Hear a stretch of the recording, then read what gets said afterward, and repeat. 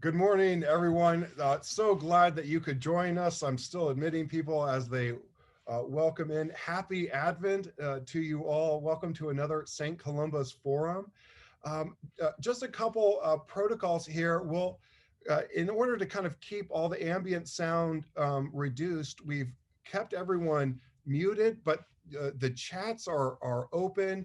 If you'd like to have a question or send in a comment, send it in through that way. We're also recording this session so we can post it on YouTube for those who would like to join us by watching it later. You can turn your video off if you'd like, but none of the names will appear on YouTube anyway, so there's no need to worry about that. Our guest today is Ray Suarez. This is my first beginning Advent with Ray, so I'm thrilled to see something that I hear is an institution around St. Columba's. Welcome, Ray. I'll turn it over to you. Well, thank you. Great to be with you all. And Joshua, this happened because one November, Jim Donald, the then rector, came to me and said, "You know, people have a lot of trouble around Christmas. Maybe you could give a forum where we talk about that." And so here we are. I think this is the 23rd or 24th time. So it's a joy to be with you, even if it's to try and lend a note of normal to this most bizarre of Advent seasons.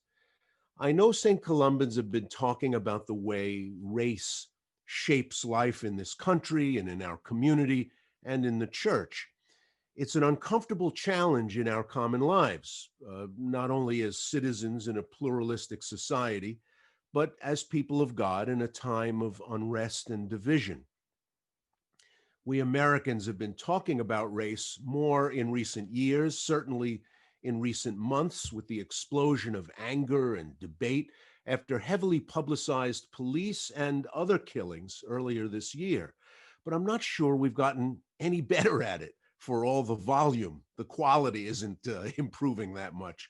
For too many Americans of European attempts by fellow Americans to talk about when race matters, how it matters, whether it matters, may be offered as observation, as definition, but it's almost always heard as accusation, as insinuation. Sometimes it's nothing but an attempt to bring personal lived reality into the conversation, and it's perceived as attack. How do I know it's not penetrating? How do I know it's not being heard? By the number of times the response is, "Are you saying I'm a racist?" How do I know these attempts to break through are not getting through? By the number of times the response is, "Oh, here we go again, the race card," when no particular card is being played at all. How do I know how often the observations, the first-person testimony about life in this country goes unheard? By how often the response is, "I'm so tired of talking about race," from people whose life circumstances have given them the luxury of hardly ever having to talk about it, ever. So it's a good thing for us to wrestle with in this particular venue for some very good reasons shaped by accident and history. For one thing, Paul puts the ideal of equality before us in his letters to the churches of Galatia, that there's neither Jew nor Greek, slave nor free, male nor female, for all of you are one in Christ Jesus. Or Peter's declaration in Acts of the ideal of a God who is no respecter of persons, that is, shows no favoritism, no partiality, depending on your status. But that same church that teaches us these lessons is also shaped by its peculiar history. The Episcopal Church is a child of empire. There are brother and sister Anglicans in every corner of the globe. back from when the sun didn't stop shining on the British Empire. Well, it didn't set on the Church of England either. The Anglican Church is not a majority white church, but the Episcopal Church in the United States is 90% white.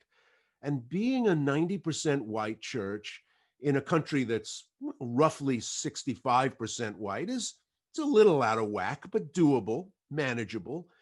Being a 90% white church in an America that is minority white at mid-century is going to be harder to pull off, while also having a church that's stable and healthy and looking forward to 2100 with confidence. So while part of me isn't so sure about hand-wringing about race inside this church,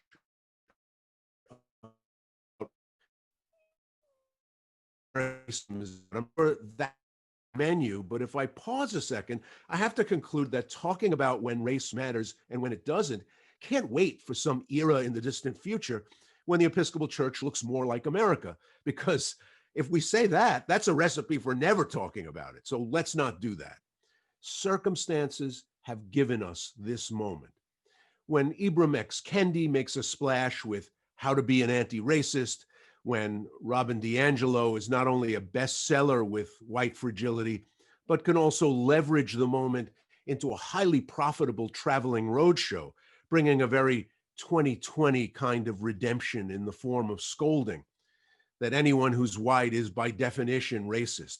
Powerful, explosive forces need a catalyst to set them off, and this year gave us one. George Floyd crying out for mercy as one and then several uniformed officers knelt on his back and on his neck seems to have broken through for some people in a way that a long litany of outrageous killings didn't. It may be that the accumulated weight of these killings finally got to a lot of people, whether it's a boy playing alone in a public park, shot to death just seconds after a police car rolls up to him, or an officer in North Charlotte assuming a shooting pose like you would at the firing range and gunning down Walter Scott and then lying about it. Or Amadou Diallo, not a suspect in any crime, shot more than 40 times in the doorway of his apartment building in New York. Or Abner Louima, who had to have his entire lower digestive tract rebuilt through repeated surgeries after he was attacked by police with a nightstick, and on and on and on. There's grainy video of Ahmaud Arbery being chased by a pickup truck and shot to death. Breonna Taylor is shot to death after police force their way into an apartment where she and her boyfriend are asleep. The accumulated weight of these outrageous events which used to be covered up, explained away, events that used to go unpunished for decade after decade are now seen on the evening news as you watch from your sofa, because now practically every American has a video camera in his or her pocket. So this isn't some sudden, amped up, crazy overreaction that's a product of only the current age, but a continuation of centuries of violence against our fellow Americans whose lives were held as valueless or simply valued less.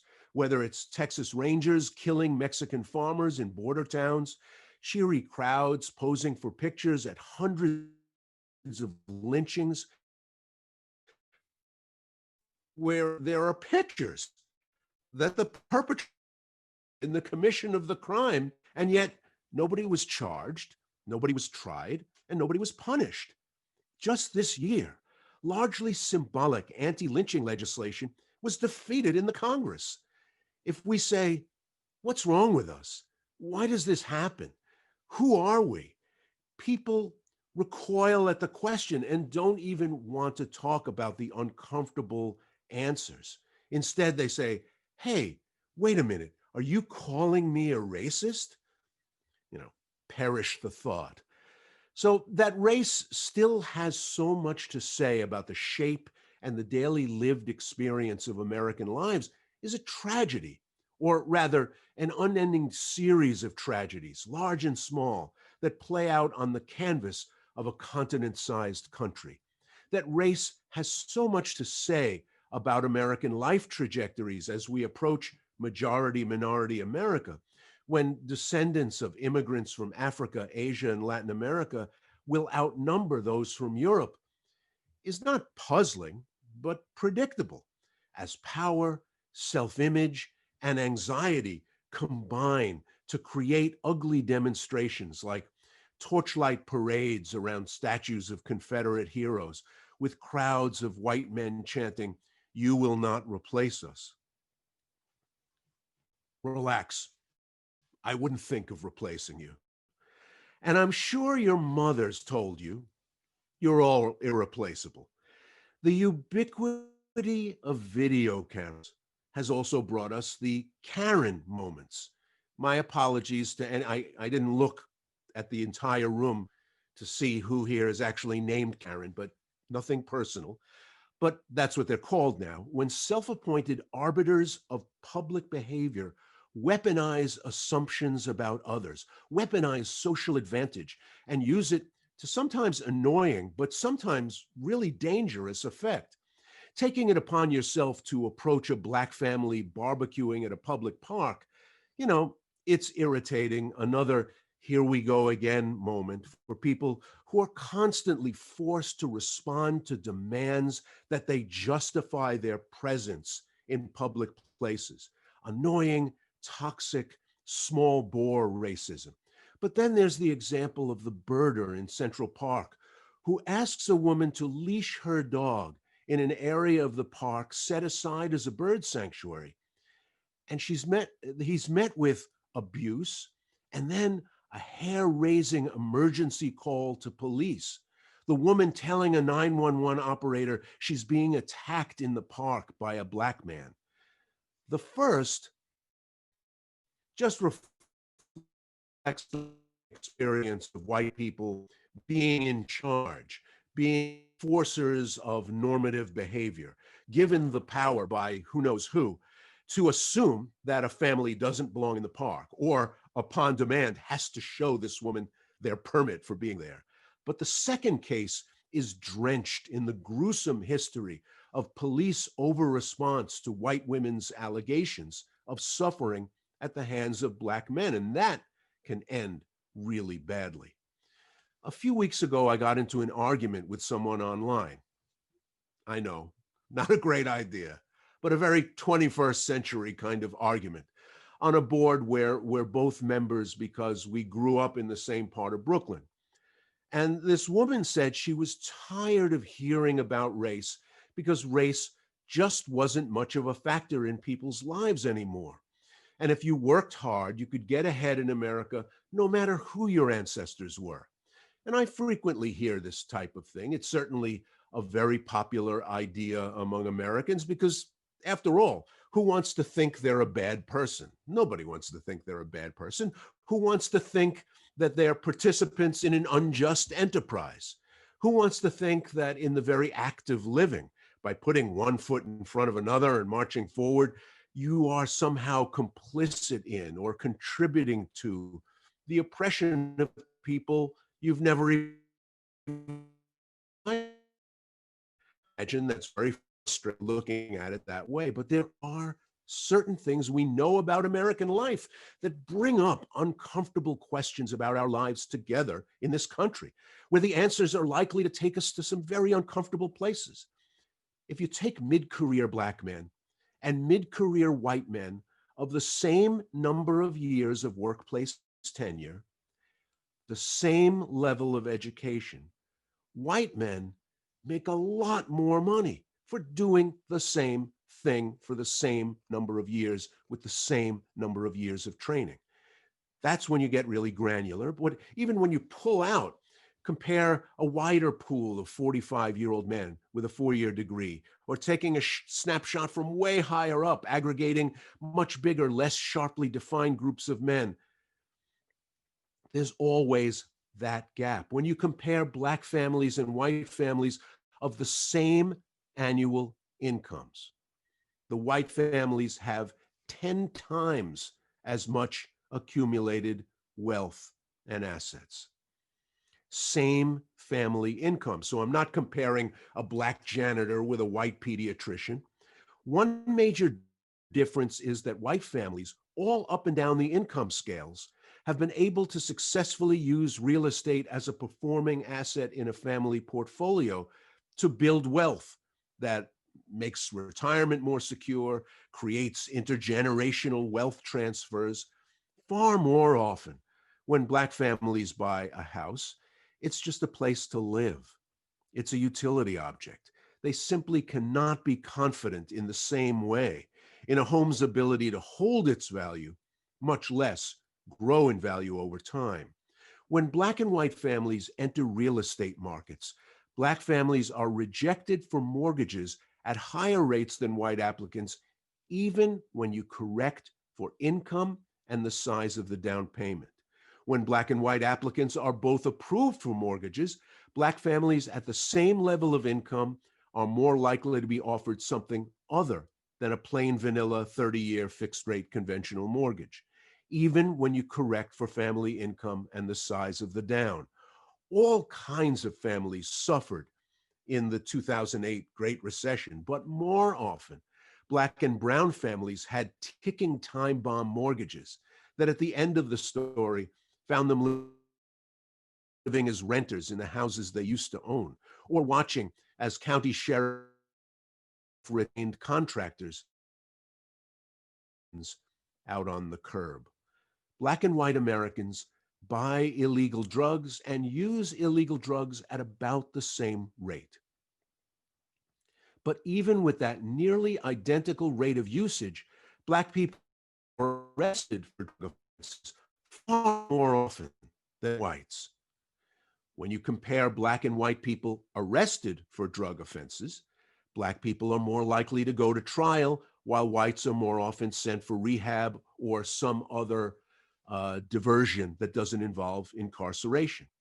But even when Black and white accused both go to trial, Black defendants are more likely to be convicted of the same crimes, involving the same charges for the same quantities and classes of drugs. And when both Black and white defendants are convicted, Blacks are found guilty more often and given longer sentences.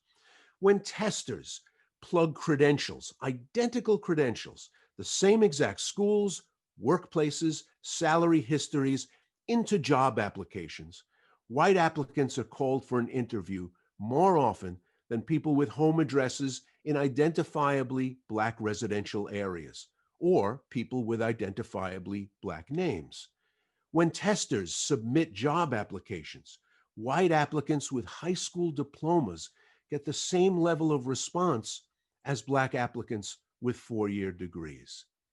When I was a street reporter in Chicago, Black and brown and white kids had a detailed understanding of racial geography. They knew where they were expected to be seen and where they were expected to be. And I have to tell you, there's nothing sadder than talking to a group of Puerto Rican kids in a barrio high school with the spires of the Sears Tower right there in the distance, right there, to find that half of them had never been downtown, even the ones with relatives who worked there, because they knew they were not wanted there outside of ethnic parades or music festivals in the lakefront parks. They told me they knew they were not wanted there. They felt the hostility from cops and storekeepers and the other people on the street. I tried to insist to them that it was their city too, that they had every right to fully inhabit their city, and that there were opportunities for them in making the whole city their home. And I wasn't ever sure that they believed me. So what's the accumulated power of these different lives? Why isn't there more of a perception among white Americans that there actually is a racial tax in this country, a life of shorter wages, lowered life expectancy, long-term dealing with stress-related disease, that has led to some medical researchers concluding that the chronological age of a Black woman in her late 30s resembles that of a white woman 10 and more years older?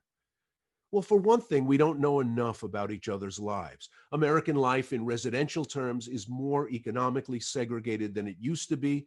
So while it's not impossible, in very different economic circumstances than yours, it's just less likely. It's less likely to happen in an accidental, organic way. The way we build housing, the way we set up school districts, the way we track kids to certain colleges and not others, the way they enter careers after school, all play a hand in tracking your life so that you're less likely to know people in very different circumstances from your own, less likely to have them as close personal friends, as intimate connections. Maybe you saw that story about how just under half of Americans say they'd have serious trouble or wouldn't be able to get their hands on $500 in an emergency. Now, just less than half is 150 million people. But up here in Northwest DC or Chevy Chase or Bethesda, a lot of people might say, I don't think I know anyone like that. Doesn't make you a bad person, doesn't make you flawed. It just means a lot of Americans should catch themselves from time to time and really ask themselves, do I know people like that? So, in other words, effect layers on top of effect. We're less likely to be vividly aware of the life circumstances of others, which makes it possible for large numbers of Americans to tell Pew and Gallup every year now that white people are the most discriminated against members of society. And they never have to worry that people in their close circle of friends might pipe up and say, I don't think so. The choices, the circumstances, the daily details of life managed and worried over and fiddled with don't have us personally making the decisions that give a white family making 55 grand a year an okay mortgage and a black family also making 55 grand a crummy mortgage with crummy terms. You're not drawing boundaries for school districts. Somebody attending today's forum might be a local judge, but even in a tall cotton congregation like St. Columba's, most of you aren't. So you're not personally sentencing black men to hard time and white men to probation. Here in Washington, D.C., you neither had a hand in Khalif Browder spending 3 years in the notorious Rikers Island jail, where he was sent on suspicion of stealing a book bag, where he spent much of that 3 years in solitary confinement before ending his own life, nor did you have anything to do with raising the formidable pile of bail money that keeps Kyle Rittenhouse out of jail after he killed 2 people in Kenosha, Wisconsin, on video. Nor are you likely to be stoking the social media fires that build him up as some kind of hero. But we live with the consequences of all those patterns and those decisions. And they reinforce themselves and magnify their effects, these decisions do, which turns them into self-fulfilling prophecies. And then we as individuals respond to market forces created by these deep assumptions and hidden patterns. And the inequality of the past just keeps reproducing the inequality of the future. But now misery has company. Because of deindustrialization and offshoring and unskilling of work, along with Black working class families finding it hard to get traction, hard to break out of discouraging cycles of debt and always being short at the end of the month, there are now millions of stuck, angry white people in the same boat. The same rapid downward mobility experienced by urban Black families starting in the 60s, as good jobs left Chicago and Detroit and New York and Baltimore, has now also hit millions of white families in Pennsylvania, Indiana, Michigan, and Ohio, all while enormous fortunes are being made, wage gaps widening, and resentment deepening. But in place of the despair, addiction, and family dissolution we pathologized in Black families in the face of rapidly declining fortunes, we're now offering instead compassion and understanding now that white life expectancy for men is declining and the numbers dying from alcohol abuse, drug abuse, and suicide have tripled since the end of the 1990s.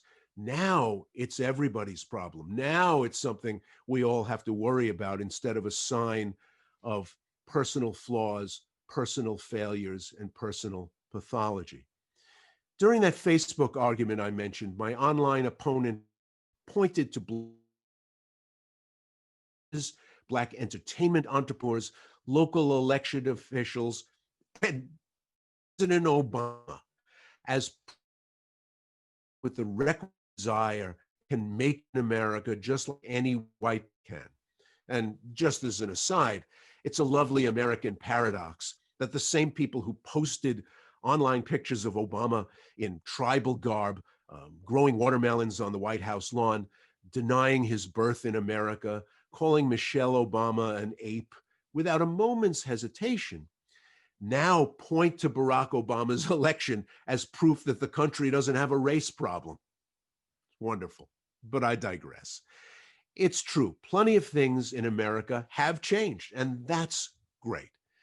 My mother, convinced of America's rigid and unyielding distaste for Black and brown people, was convinced we were decades and decades away from having a Black president. She confidently told me a white woman would be president long before. One of many reasons she died in 2007 is that she didn't get to see Barack Obama elected. I know she would have been thrilled to be wrong, and she would have been straight up astounded by Kamala Harris. But the feeling that America had done something significant, momentous, shared by that big crowd in Grant Park in Chicago on election night in 2008, well, we might have been celebrating a little too soon. I'm convinced that the road to 2044, the year that the Census Bureau predicts the demographic realities flip, is going to be harder than those people in Grant Park imagined. When Barack Obama climbed on stage with his wife, who was the descendant of enslaved people, and joining him on stage was his half Indonesian sister, Maya, and her Canadian Chinese naturalized American husband, and all their mixed race children. We patted ourselves on the back that night. And while the young president-elect might have expected some of what was to come, he probably wouldn't have predicted all of it. Our twin difficulties, talking honestly about race and admitting our discomfort with talking about it, meant that the first citizen of the United States, being a Black man, set off anxieties that never really got a good airing, and instead found other darker places for us to work it out. The birther nonsense, what's called the Great Replacement theory, which had been hiding like a virus in the dark, wet underbelly of the internet for years, but now began to spread in the backlash to the Obama presidency and the continuing debates over illegal immigration to the United States. It's hard to put a number on the amount of national wealth we forego in throttling the ambitions of certain Americans while encouraging others. We talk a good game about opportunity and advancement, but we don't pause too often to reckon with what it means to an individual family to have two employed people both working below their capacities, training, and education, and thus being forced to forego opportunities to build family wealth. Multiply those small family-sized defeats by hundreds of thousands, by millions. That opportunity cost percolates through the system and distorts everything it touches. Homes, assessed values, tax bases, school budgets, eventual Social Security checks, life expectancies, intergenerational wealth transfers, and on and on and on. Is there hope? Yes, I think there is. My children all grew up in circumstances than I ever could imagine. Not in precious Epcot Center kind of way, but just as an unremarkable, daily, reinforced reminder of the ways the country has changed. My children had Black teachers, Black principals, and Black classmates, and Black bosses throughout their lives, and their expectation of what representation and fairness and equal opportunity look like is totally different from my own at the same age. When federal officers gassed and baton charged their way through Lafayette Park so the president could walk to St. John's Church and hold up the Bible, Isabel was there in the front lines. She got batoned, she got gassed, and while I begged her to be careful and she didn't exactly honor that request, I was encouraged by her passion, by her commitment to take to the streets in response to George Floyd's death. Eva serves a very wealthy and not very diverse parish in Manhattan, and she's preached some very tough sermons about God's economy and the US economy and how different the two look to her today.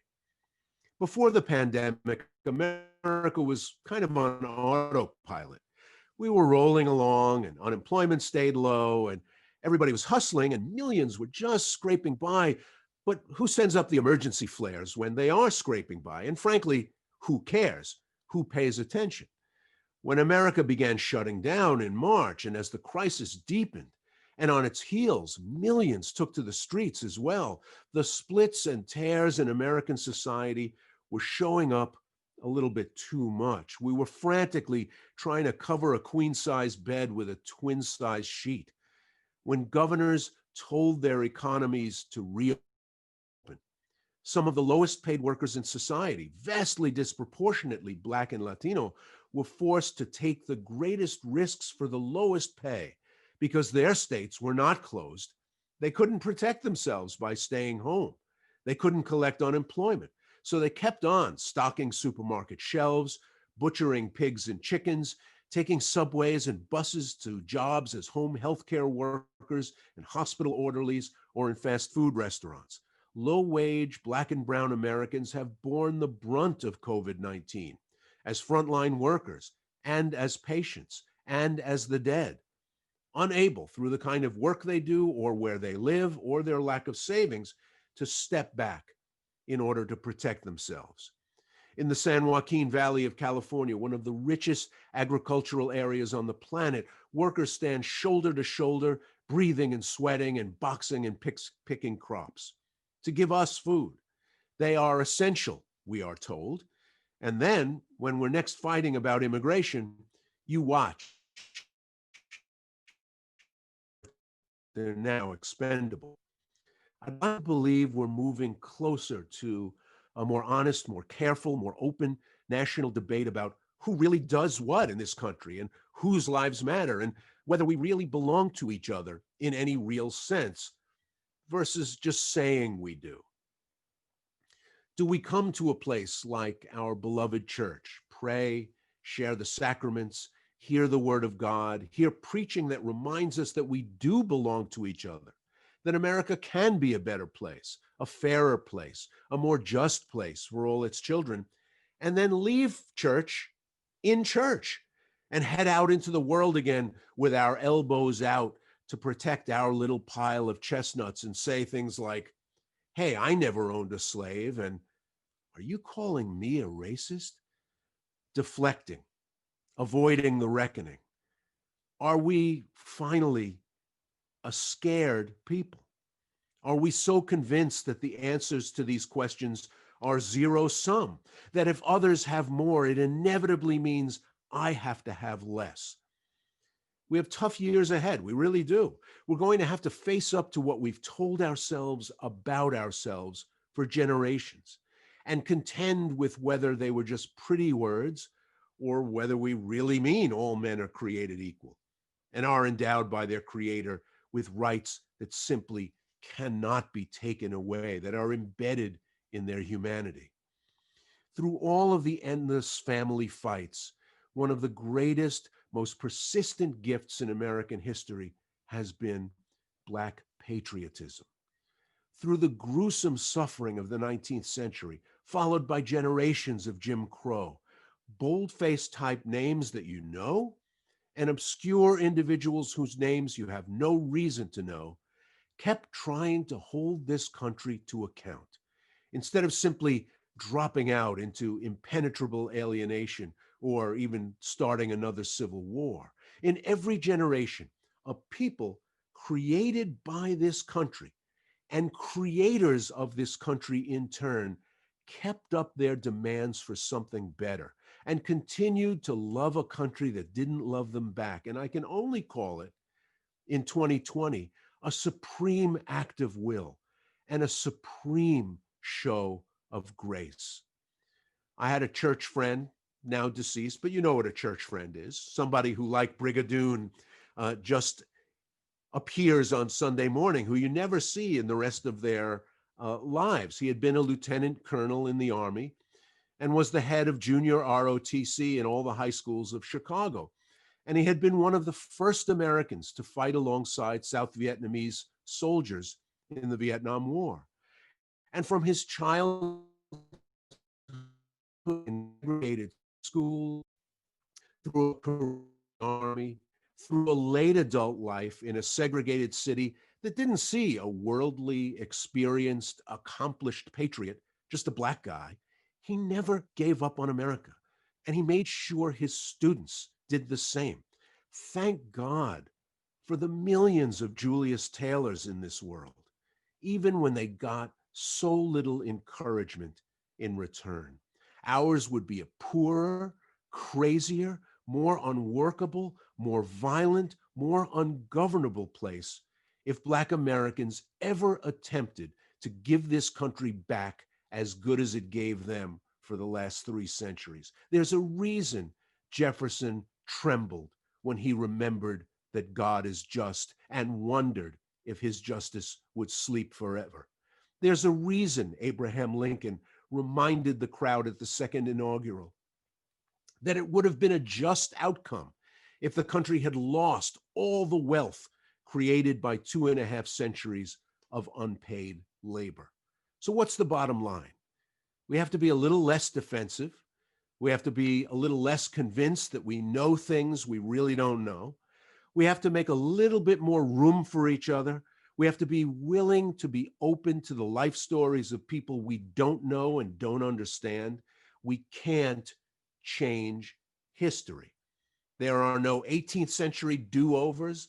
There are no 19th century do-overs. We can't change what happened in this country after the Constitution of the fledgling Episcopal Church was drafted just a few blocks away from where the nation's Constitution was drafted. But we can take stock of where we are and hopefully challenge ourselves about why those numbers are where they are today and what, if anything, we plan to do, need to do, and want to do about it in the future. I can't wait to see you all in person at some indeterminate time in the future, but I'm glad we still got to do this anyway. Thanks a lot.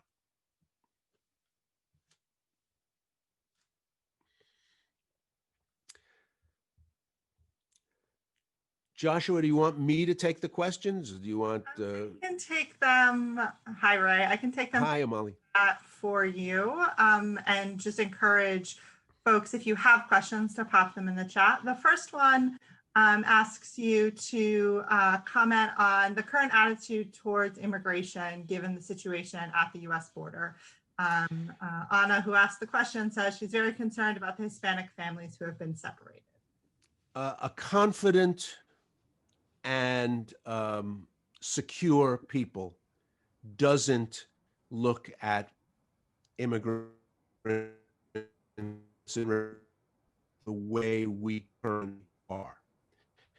There were actually more undocumented people in America during George W. Bush's time in the White House than there are today.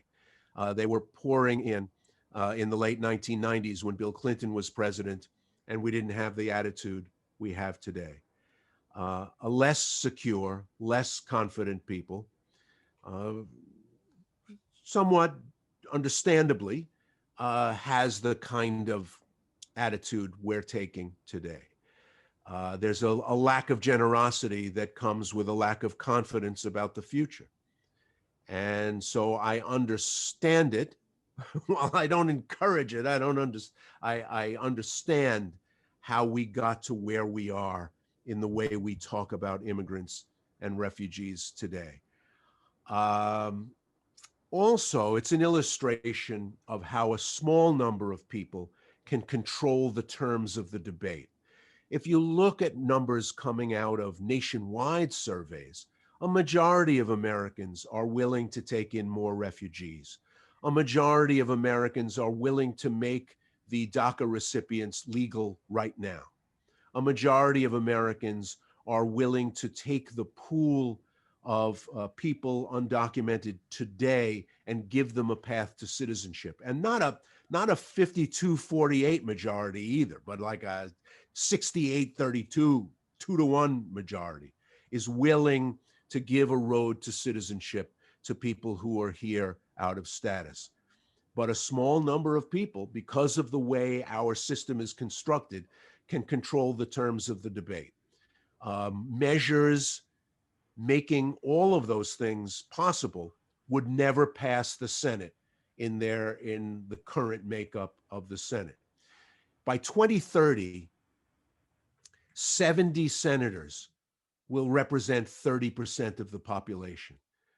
We are heading for a structural crisis about decision-making and lawmaking in this country. And the never-ending family fight about immigration is just an illustration of that. Thanks, Ray. The next question comes from Reed, who asks, could you comment on the difference between white ignorance and malice? We give excuse to the former, but I worry that peeling it away reveals the latter.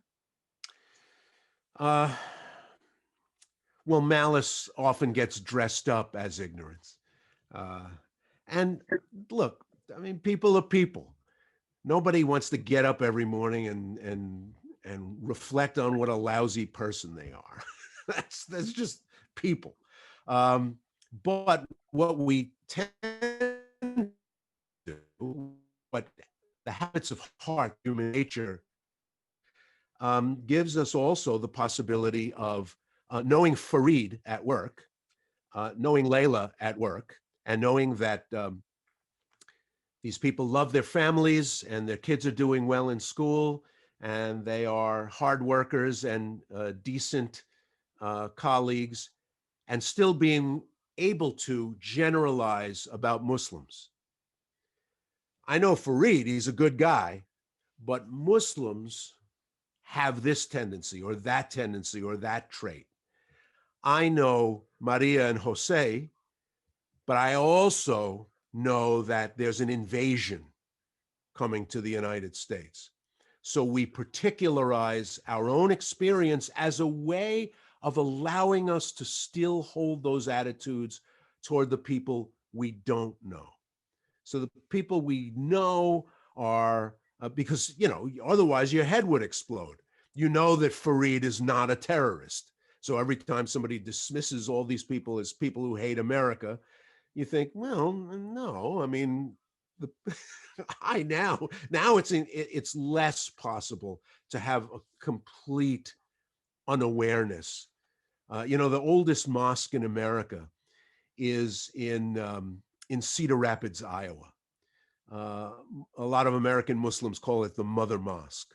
And it's sort of a wonderful accident of history that single men came from the Ottoman Empire in the 1890s and the first decade of the 20th century as peddlers with horse-drawn carts, and they sold pots and pans and bulk dried food items and stuff like that.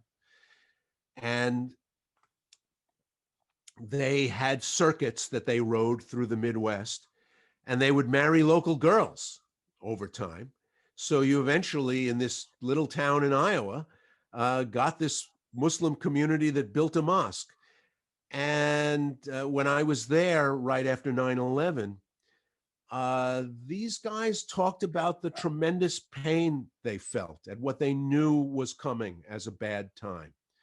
A Palestinian pediatrician, a dapper, dressed to the nines, elegant man, when one Friday afternoon after Friday prayers, was talking to me about the suspicion that he already was feeling from patients that he had known for years. And then he said, "Oh, here are my sons." And these two Midwestern Iowa born and raised galoots, and they were wearing jabbas, had long beards. And I said, so you guys must stick out in Cedar Rapids. And they said, "Oh, we never looked like this." They were both on the football team in their local Cedar Rapids Public High School. They were, products of their mid-Iowa, mid-American upbringing. And what changed them into young men who wanted to demonstrate their difference and stick everybody's nose in it was the exclusion and the suspicion that they were already feeling from people that they had known their whole lives. So they reacted by saying, "Oh, you're going to say this stuff about Muslims? Here, let me grow my beard." So it's a complicated, and it's impossible to isolate one actor, one moving body, and say, this is where the action is, because we're all bouncing off each other and backlashing and reacting and doing, demonstrating various forms of privilege and reaction all the time. We're not isolated bodies that don't connect with each other over these things. I was in Middle Tennessee, where a congregation had put up a mosque in a storefront in a small strip mall in Murfreesboro, and they wanted to build an actual freestanding mosque on land that the congregation bought. They bought themselves land. And the local zoning board denied them permission to build the mosque. And when I asked members of the board why they did that, they said, "Well, the traffic." So I went out to the plot of land in the middle of nowhere with, with an empty road passing by, and a vandalized sign said, "Future home of the masjid," whatever the name was. We are not in an age where we're willing to be open or generous or take a wait and see attitude with each other. And you see that expressed in so many ways, and which are tragic, because when Americans air their misgivings and talk about their fear and their anxieties about hearing people in line at the supermarket speaking Spanish, they are marinating in their own insecurity, but they're not thinking for a second of what that kind of exclusion feels like, what it's like to live in a country where you're viewed with hostility and resentment and suspicion. That part never comes up. So near term, we've got some real problems. There's enormous anxiety, the fact the demographic shift caused by the 1965 rewrite of immigration law is going to result in a different kind of country mid-century. We are going to have a couple of nervous breakdowns between now and 2045. I don't know if I'll be here to see it. There is a Virginia Dare 2.0 who's going to be born at some point in the 2040s, who's going to represent that 50% plus one baby that is a harbinger of that next America. And we are not ready for that at all. The Great Replacement theory used to be a wacko fringe thing circulated by bizarre, unknown racists. Now it's coming into full flower with the internet able to weaponize and push down the accelerator on these kinds of ideas. So, Ray, there are a couple of questions that are kind of a follow-up to where you just ended that maybe I'll raise next. Basically about the seemingly large swath of the white American population that's reacting with so much dangerous backlash to the racial reckoning conversation that we're having. There's someone is specifically curious about this in the context of the slogan defund the police and the degree to which that is potentially misleading and confusing, and the degree to which can we find a slogan that builds more support. But just if you could speak generally to kind of these issues. The beauty and the disaster of defund the police is that it's a perfect illustration of the gulf across which Americans shout at each other, the size of the chasm. If you have no experience of the police being a hostile intrusion into your life, if you have no experience of the police already seeing you as a suspect before they even approach you and talk to you, if you have no experience of hearing older brothers and fathers and cousins talk about being roughed up and rousted and forced to stand with your hands on the hood of a car and all that stuff, you can't imagine. I mean, defund the police. Why would you defund the police? And it is a tragedy that even now, all these months later, we still can't express those truths to each other. I've had teenage kids in various urban centers tell me about police who didn't know that they did anything, couldn't prove that they did anything, certainly didn't have anything on them to make them into an actual suspect, who would just load them into the back of a car and into a wagon and give them a ride. And everybody knew what that meant. Everybody knew that a certain amount of the tax you pay for you being a young black or brown man in certain cities is to be physically abused by the police, but never charged by them. And white teenagers in the main, now I don't want to make a blanket statement, but white teenagers in the main don't have experience of that, of the kind of thing where they will truss you up, cuff you and shackle you in a very confined position, and then throw you in the back of a car and take a wild ride so that you can't protect your own head because your hands are behind your back. And then an hour later, load you out of that, unshackle you and say, get the hell out of here. Because they don't have anything on you. They just want to show you who's boss. That kind of thing has a corrosive experience. When you hear about Tamir Rice and you hear what the police told their superiors about why they shot Tamir Rice to death, you realize that we don't stand on a shared patch of ground when confronting the reality of policing in this country. So an attitude that we abetted and encouraged in the late 90s when violent crime was scarily high, we didn't recalibrate when the violent crime rate dropped like a stone for 25 years. Instead of saying, this is a triumph, we don't have to walk around like somebody's about to put a knife in our back every second, we kept that high level of crazy, eroding alert. And that's exhausting for a society. But since the rain only falls on one people's house, we can allow that to keep on coming. We've allowed the police to take on roles that are too much for any police force to handle. The default response to almost anything out of the ordinary is call the police.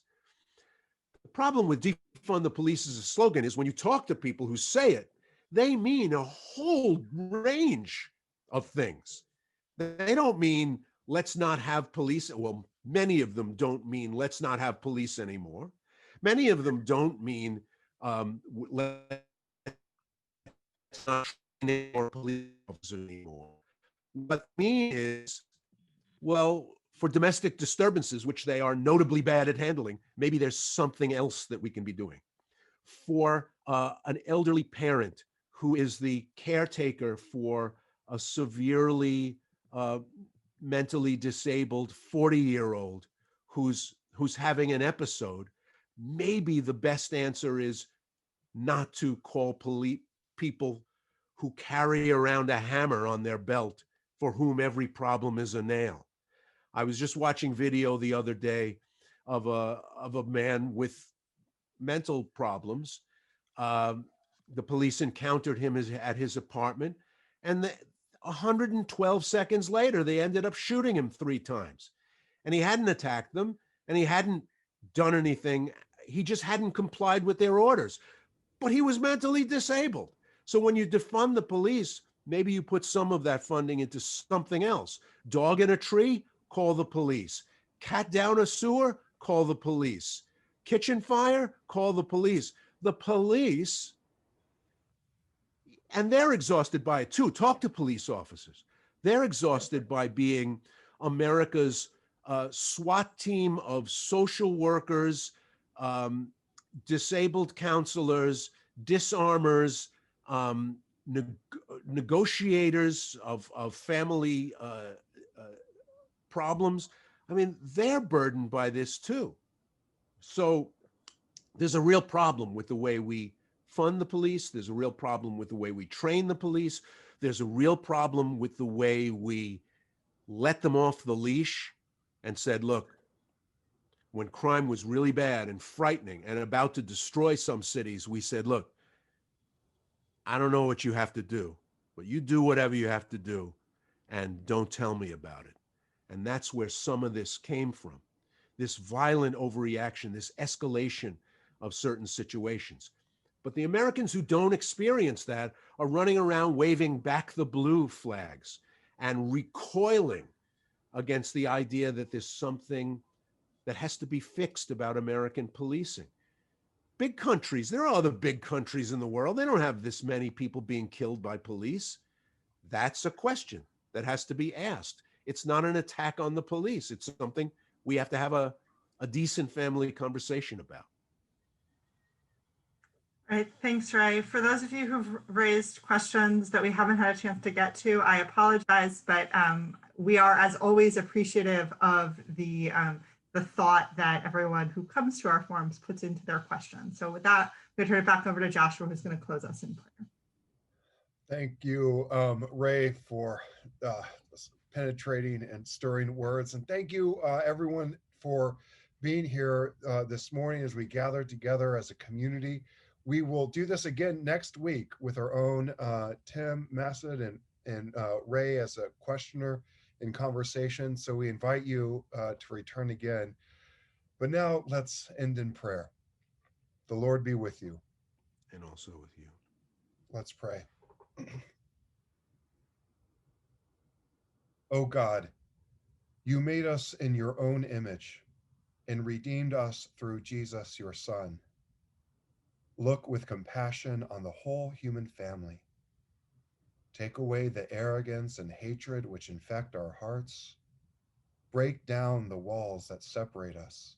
Unite us in bonds of love and work through our struggle and confusion to accomplish your purposes on earth, that in your good time, all nations and races may serve you in harmony around your heavenly throne. Through Jesus Christ our Lord. Amen. Amen. Christ's peace, you all.